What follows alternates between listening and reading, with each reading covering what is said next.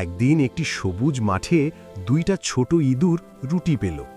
তারা খুব খুশি হয়ে বলল, দেখ আমরা রুটি পেয়েছি, এখন কে কত খাবে।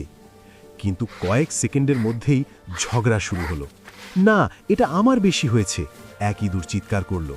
না না, এটা আমার বেশি, তুমি ঠিক দেখো, অন্য ইঁদুর পাল্টা বলল। এটা আমার রুটি। ঝগড়া দেখে না, আমার, পাশ দিয়ে একটি দেখাচ্ছি। বানর আয়, চলে ছাড়। এলো। সে হাসতে হাসতে ও, বলল, বানর ভাই, কি ঝগড়া হচ্ছে প্লিজ এখানে? আমাদের সাহায্য করো। ইঁদুর দুটো বানরের দিকে তাকিয়ে বলল, বানর ভাই, তুমি কি আমাদের রুটি সমান ভাগ করে দিতে পারবে? বানর আত্মবিশ্বাসী ভঙ্গিতে বলল, অবশ্যই, আমি পারি।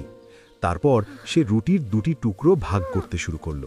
কিন্তু সে দেখল যে এক টুকরা অন্যটির থেকে বড়। বানর বলল, ওহ, এটা একটু বড় হয়েছে, আমি একটু কামড় দিয়ে সমান করি। সে বড় টুকরাটা কামড় দিল, কিন্তু এবার ছোট টুকরাটি আবার বড় হয়ে গেল।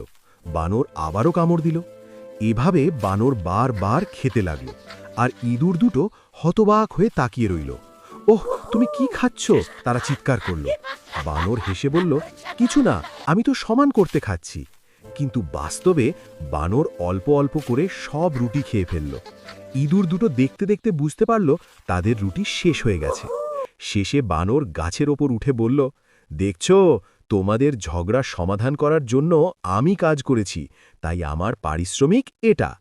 ইঁদুর দুটো মাথা নাড়ল এবং বলল, হায়, যদি আমরা ঝগড়া না করতাম হয়তো রুটি দুটোই আমাদের হতো। নীতিকথা: ঝগড়া করলে তৃতীয় কেউ সুযোগ নিয়ে সবকিছু নিয়ে যেতে পারে। তাই নিজেদের সমস্যা সমাধানের জন্য তৃতীয় কাউকে না ডেকে নিজেরাই সমাধান করার চেষ্টা করুন।